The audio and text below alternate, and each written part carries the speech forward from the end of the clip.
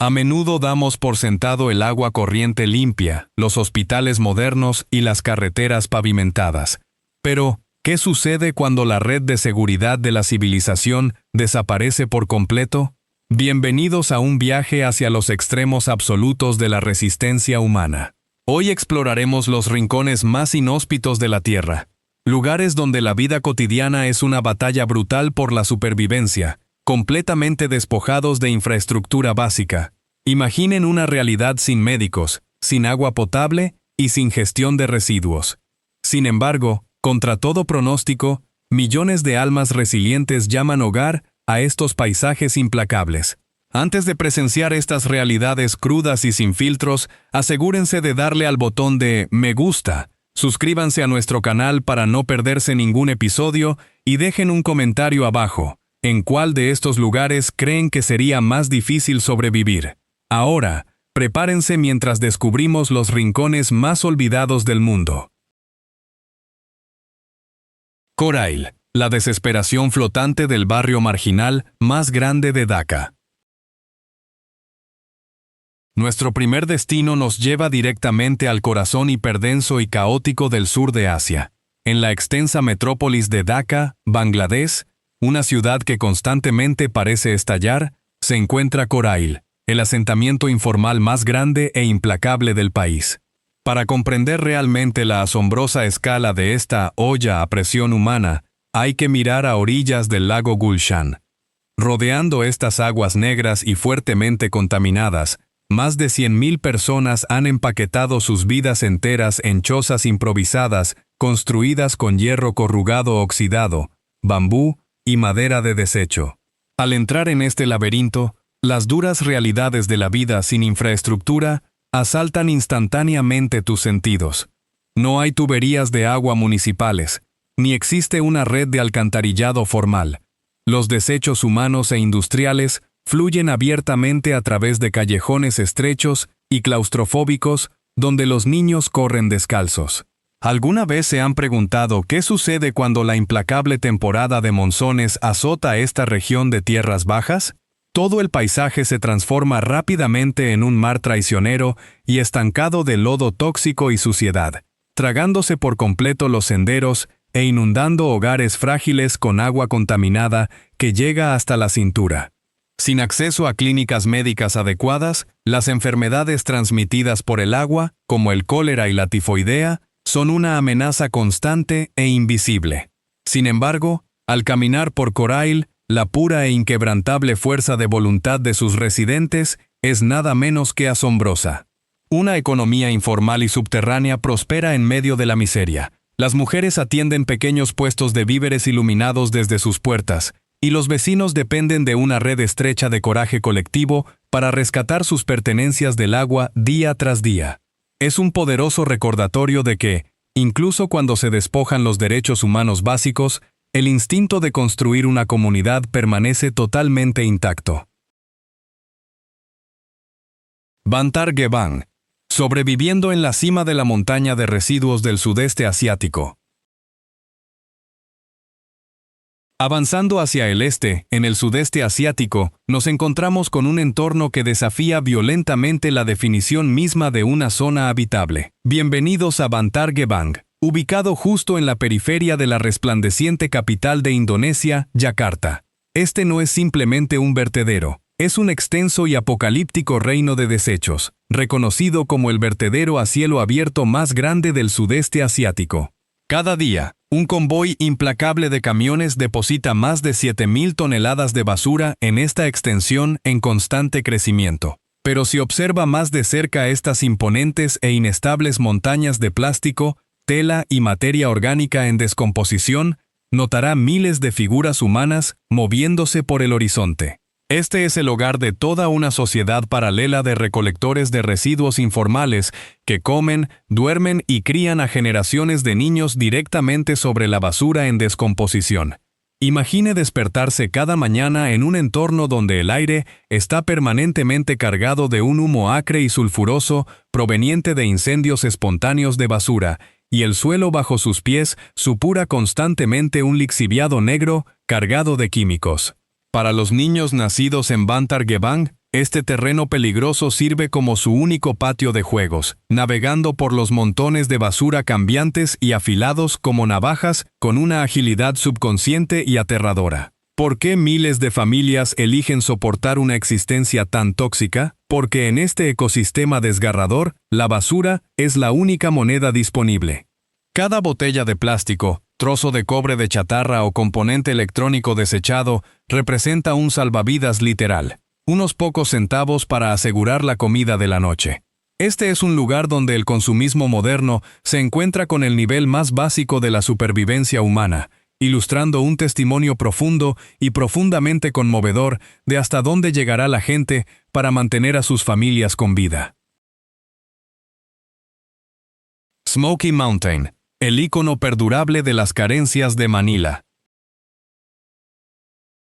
A continuación, viajamos al borde costero de Manila, Filipinas, para presenciar un lugar que históricamente se ha erigido como un símbolo global de pobreza extrema, Smoky Mountain, llamada así por las persistentes y fantasmales columnas de humo que emanan de décadas de materia orgánica en descomposición e incendios ilegales de carbón.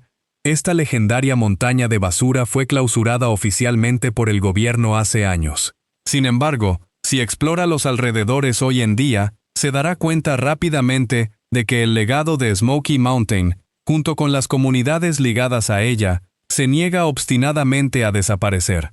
Mientras camina por los densos asentamientos de Tondo que flanquean el antiguo vertedero, la falta absoluta de infraestructura de saneamiento básico es abrumadora.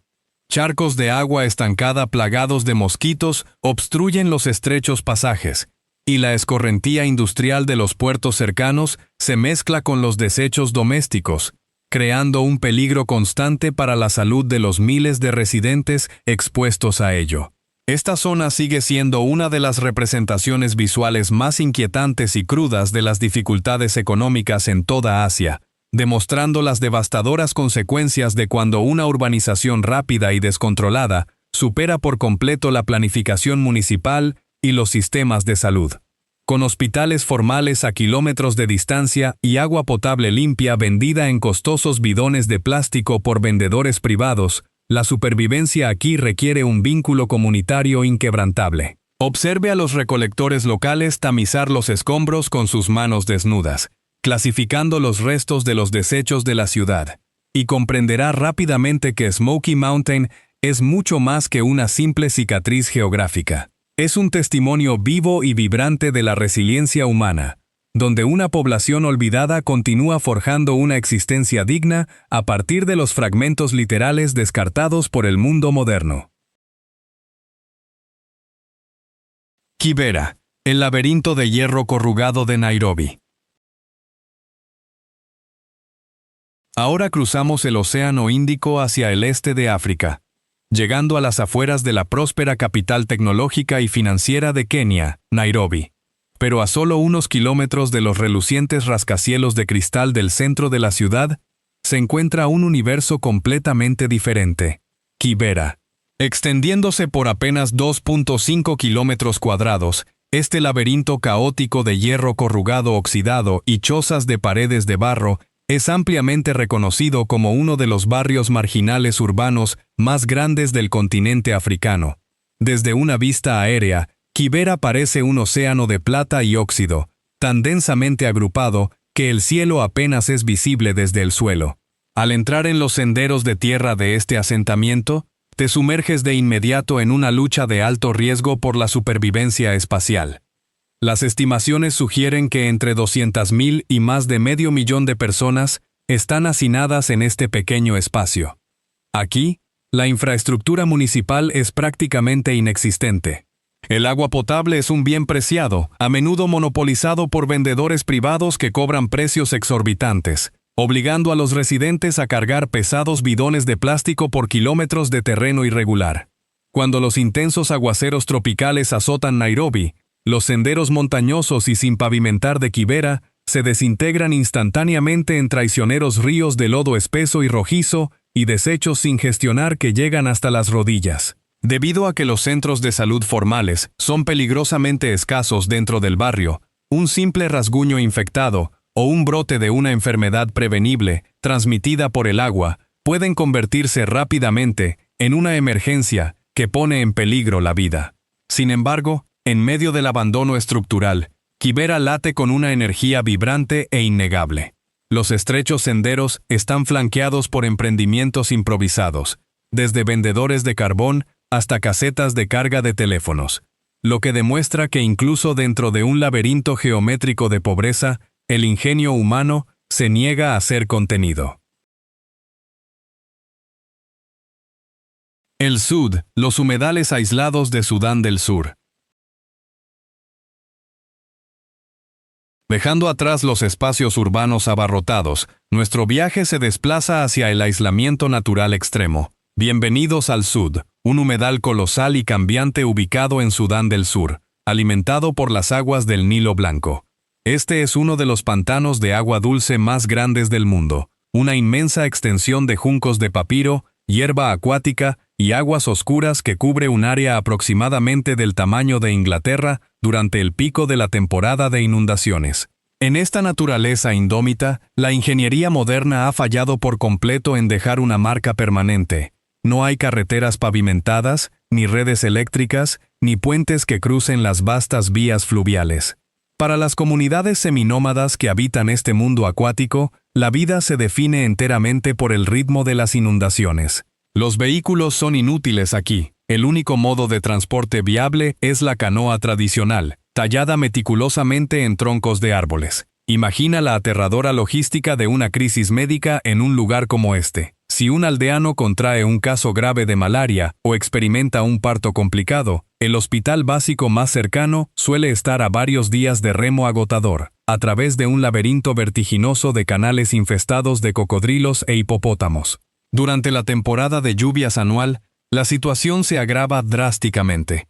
El aumento del nivel del Nilo se traga el poco terreno seco que queda, cortando por completo cualquier conexión frágil entre los asentamientos vecinos y convirtiendo a las aldeas individuales en pequeñas islas de supervivencia varadas. Sin acceso a agua potable tratada, los residentes se ven obligados a depender directamente del pantano, exponiéndose a constantes riesgos para la salud. El Sud es un crudo recordatorio de un mundo que no ha cambiado en milenios, donde los seres humanos deben rendirse por completo a los dictados crudos e implacables de la naturaleza solo para ver el próximo amanecer. Gambella, donde el mapa desaparece en cada temporada de lluvias.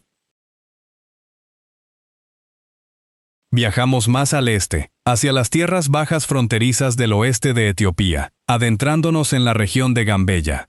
Esta vasta llanura de gran diversidad ecológica está definida por una red de caudalosos ríos, siendo el más notable el río Baro.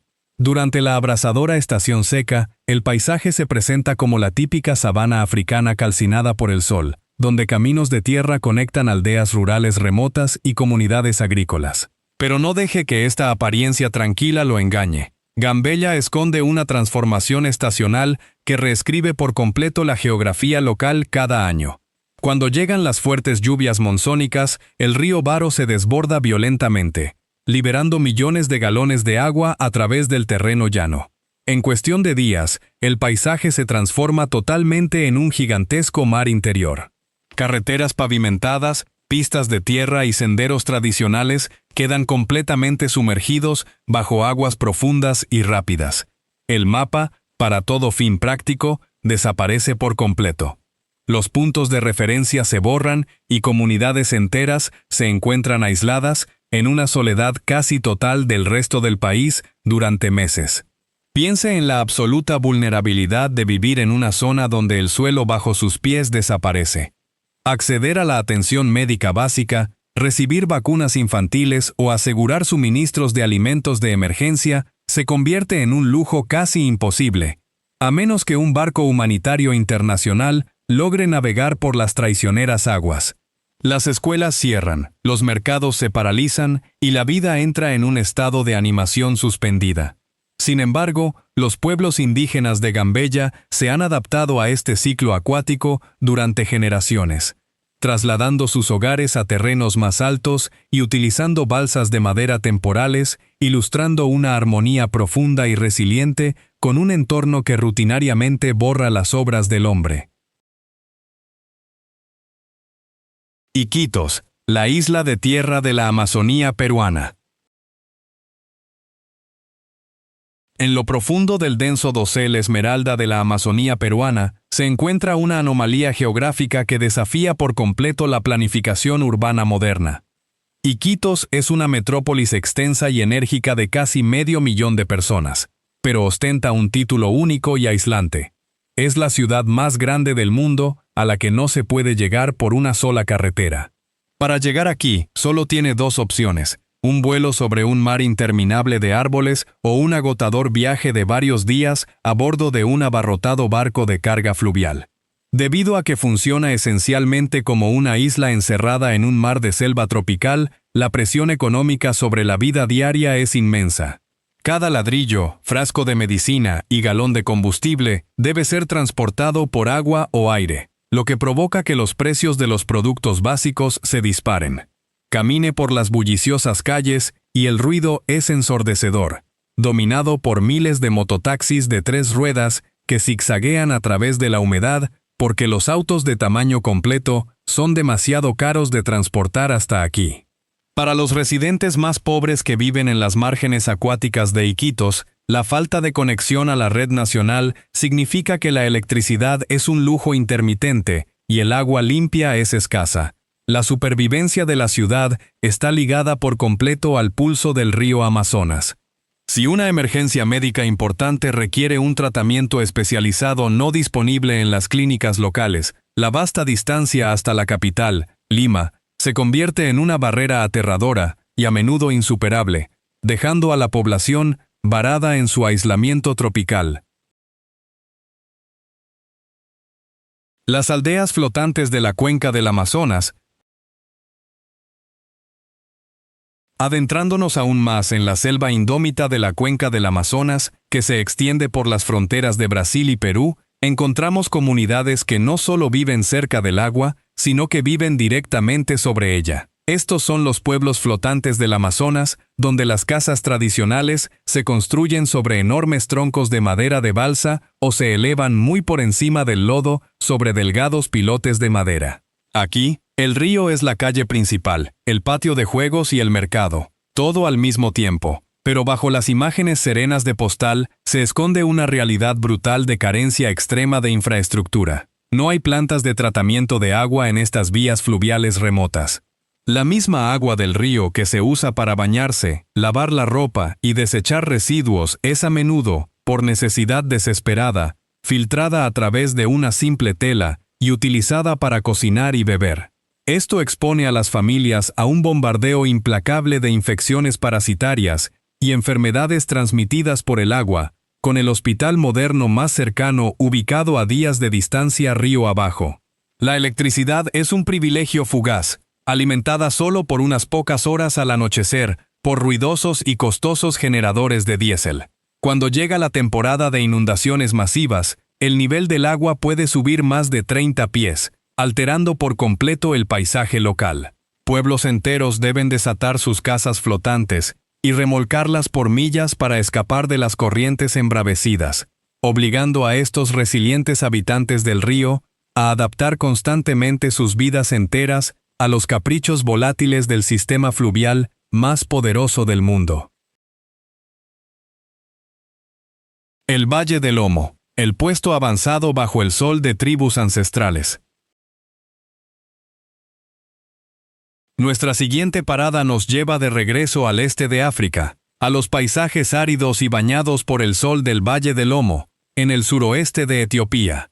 Esta región es el hogar de varias tribus nómadas y pastoriles ancestrales y culturalmente distintas, incluidos los Mursi y los Hamer. Si bien los turistas acuden ocasionalmente aquí para fotografiar sus llamativas modificaciones corporales y vestimentas tradicionales, la existencia diaria de estas comunidades tribales es una lucha ardua y de escasos recursos contra un entorno cada vez más hostil. En el Valle del Lomo, las comodidades modernas son conceptos prácticamente míticos.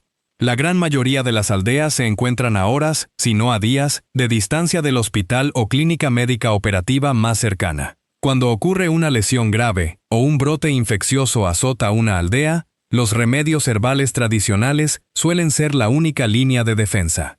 La principal fuente de vida es el río Omo, pero a medida que los patrones climáticos impredecibles y las sequías regionales masivas se vuelven más frecuentes, el río se reduce, convirtiendo la búsqueda de agua limpia en una caminata diaria y agotadora a través de millas de tierra abrasadora. Los niños en el Valle del Omo crecen experimentando una grave escasez de recursos desde su primer aliento. Con el ganado muriendo por falta de pasto y los pozos de agua secándose hasta convertirse en lodo agrietado, la inseguridad alimentaria es una sombra constante. Sin embargo, estas comunidades mantienen una resiliencia extraordinaria y profunda, transmitiendo siglos de conocimientos de supervivencia de generación en generación, mostrando un vínculo inquebrantable con una tierra implacable que el desarrollo moderno ha dejado, en gran medida, atrás. Las montañas del Hindu Kush. Aislamiento gélido en Afganistán. Elevamos nuestra mirada ahora hacia los picos dentados que perforan el cielo de Asia Central, adentrándonos en la traicionera cordillera del Hindu Kush en Afganistán. Aquí arriba, en aldeas situadas precariamente sobre acantilados verticales a altitudes que superan los 10.000 pies, el invierno no es solo una estación, es un bloqueo total. Durante casi 6 meses al año, las fuertes tormentas de nieve alpina entierran por completo los pocos caminos de tierra sin pavimentar, haciendo que el transporte vehicular sea absolutamente imposible y dejando a estas comunidades remotas completamente aisladas. La vida en estas fortalezas de gran altitud funciona completamente fuera de la red. No hay líneas eléctricas que suban por estas paredes de roca escarpadas, y los sistemas municipales de agua son un concepto de otro mundo. Cuando se establece el confinamiento invernal, la falta absoluta de infraestructura básica de salud se vuelve aterradoramente real. Consideremos la difícil situación de una futura madre que se enfrenta a un parto complicado o de un aldeano que sufre una enfermedad repentina y grave. Sin una ambulancia ni un camino despejado, los familiares deben cargar al paciente en camillas de madera improvisadas a través de traicioneros e gélidos pasos de montaña a pie. Un viaje a la clínica rudimentaria más cercana puede llevar días a través de ventiscas bajo cero, donde un solo paso en falso en una cornisa estrecha significa caer al abismo. Es una existencia agotadora y de alto riesgo, donde la supervivencia depende enteramente de la sabiduría ancestral, la solidaridad comunitaria y una resistencia psicológica inquebrantable contra algunos de los terrenos montañosos más duros e implacables de la Tierra. La remota meseta tibetana, sobreviviendo en el techo del mundo. Nuestra exploración de altitudes extremas continúa mientras cruzamos hacia la vasta extensión azotada por el viento conocida como el techo del mundo, la remota meseta tibetana. Con una extensión de casi 1 millón de millas cuadradas, esta colosal meseta se encuentra a una elevación promedio de más de 14.000 pies. A esta altura, la atmósfera contiene solo alrededor del 60% del oxígeno disponible al nivel del mar, convirtiendo cada respiración en un esfuerzo consciente y extenuante. Sumado a un clima implacable e hiperárido, la meseta presenta un desafío monumental para la supervivencia humana. Aquí, dispersos por las llanuras interminables, los pastores nómadas tibetanos tradicionales se mueven con las estaciones, cuidando de sus yaks y ovejas. Este estilo de vida nómada significa que estas comunidades viven en un aislamiento perpetuo, situadas a cientos de millas de distancia de las instalaciones médicas modernas. Durante los brutales meses de invierno, cuando las temperaturas caen por debajo de los 30 grados Fahrenheit bajo cero y vientos huracanados barren las llanuras, viajar se convierte en una absoluta pesadilla. Los ríos congelados y los pasos bloqueados por la nieve convierten la meseta en una fortaleza impenetrable. Acceder a agua limpia básica requiere derretir gruesos bloques de hielo sobre fuegos de estiércol de yak, que también sirven como única fuente de calor dentro de sus tiendas tejidas. Cada día en la meseta tibetana es una intensa prueba existencial, que pone a prueba los límites absolutos de la biología humana y demuestra que el patrimonio cultural puede prosperar incluso donde el aire mismo amenaza con agotarse. Norte de Groenlandia. La vida en el vacío ártico. Dejando atrás las altas cumbres, viajamos a las franjas más septentrionales del asentamiento humano, el norte de Groenlandia. Este es un entorno de una belleza austera y apocalíptica, donde la humanidad existe como un pequeño punto en un lienzo infinito de hielo perpetuo y permafrost cegador. En asentamientos como Qaanaaq, los residentes soportan algunas de las condiciones polares más extremas de la Tierra, con temperaturas invernales que caen habitualmente a unos gélidos 40 grados bajo cero, acompañadas de meses de absoluta oscuridad polar donde el sol nunca sale. En este vacío helado, la infraestructura está completamente dictada por el clima. No hay carreteras que conecten estos diminutos enclaves costeros. Viajar entre las aldeas requiere trineos tirados por perros, motos de nieve o costosos vuelos en helicóptero. La supervivencia de toda la comunidad depende de una línea de suministro delicada y sumamente precaria. Los barcos de carga solo pueden atravesar la espesa banquisa 2 veces al año, durante el breve deshielo del verano, para entregar combustible, productos enlatados y suministros médicos vitales. Si un envío se retrasa o una falla mecánica inhabilita el único generador diésel del pueblo, la situación se transforma instantáneamente en una crisis de vida o muerte. En el norte de Groenlandia no existe absolutamente ningún margen de error. Un descuido menor, como una chaqueta rasgada o un motor calado en medio de la nada, puede resultar en una congelación fatal en cuestión de minutos. Es un mundo despojado de todas las ilusiones modernas de control, donde una población pequeña y ferozmente resiliente vive en una tregua diaria y silenciosa con el límite de congelación absoluta de nuestro planeta. Tristán de Acuña, el aislamiento extremo de la isla más remota del mundo. Desde los bordes helados del Ártico, cambiamos nuestro enfoque hacia la vasta y vacía extensión del Océano Atlántico Sur para visitar Tristán de Acuña. Este archipiélago volcánico ostenta el título innegable del grupo de islas habitadas más remoto de la Tierra. Para comprender su asombroso aislamiento, imagine un lugar situado a más de 1.500 millas de la costa continental más cercana de Sudáfrica y a más de 1.200 millas de la tierra habitada más cercana, Santa Elena. No hay absolutamente ningún aeropuerto aquí, lo que significa que la única conexión física con el mundo exterior es un viaje agotador de 6 días a través de mares traicioneros y azotados por tormentas a bordo de un buque de pesca comercial que lo visita solo unas pocas veces al año. Vivir en esta roca volcánica significa ser completamente autosuficiente. La isla es el hogar de una comunidad pequeña y unida de unos 250 residentes que rastrean su linaje hasta los primeros colonos. Si bien cuentan con electricidad básica y una pequeña escuela local, la falta de infraestructura avanzada se convierte en un problema de vida o muerte cuando ocurre una emergencia médica. El único y diminuto hospital de la isla puede tratar dolencias básicas, pero la atención médica especializada, las cirugías de emergencia o los diagnósticos avanzados son completamente inexistentes.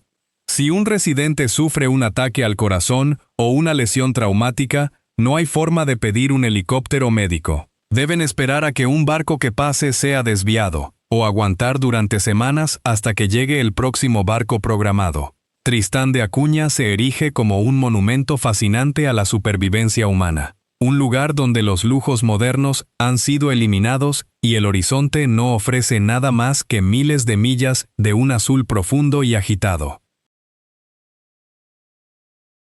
Las aldeas olvidadas de Papúa Nueva Guinea, impresas en la selva. Nuestro próximo destino nos lleva al suroeste del Pacífico, al denso y montañoso interior de Papúa Nueva Guinea. Esta es una tierra de una diversidad ecológica y cultural inigualable. pero también es un lugar donde la infraestructura moderna ha fallado por completo en penetrar. En lo profundo de las accidentadas tierras altas e impenetrables selvas tropicales, cientos de pequeñas aldeas indígenas viven en un estado de aislamiento absoluto y olvidado. No hay carreteras pavimentadas que conecten a estas comunidades con la capital. En su lugar, el paisaje está definido por acantilados escarpados, ríos caudalosos y lodo espeso. Para las personas que viven en estos asentamientos remotos, la vida diaria requiere una inmensa resistencia física. Para acceder a bienes básicos o al mercado rudimentario más cercano, los residentes deben caminar durante horas, a veces incluso días, a través de terrenos montañosos empinados y agotadores bajo densas copas de la selva. Aquí, no hay una red eléctrica estable, ni acceso a agua potable corriente. Las familias dependen completamente de arroyos de montaña prístinos, pero desprotegidos para beber y cocinar. El sistema de salud en estas regiones es prácticamente inexistente. Una simple infección curable o un hueso roto pueden conducir fácilmente a una discapacidad permanente o a la muerte, porque llegar a un puesto médico básico requiere un viaje agotador a pie a través de terrenos traicioneros.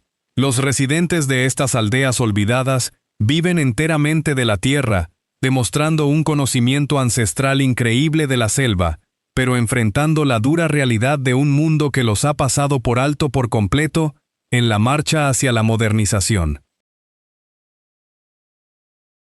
Las comunidades flotantes del lago Tonlé Sap, la vida anclada en un horizonte móvil.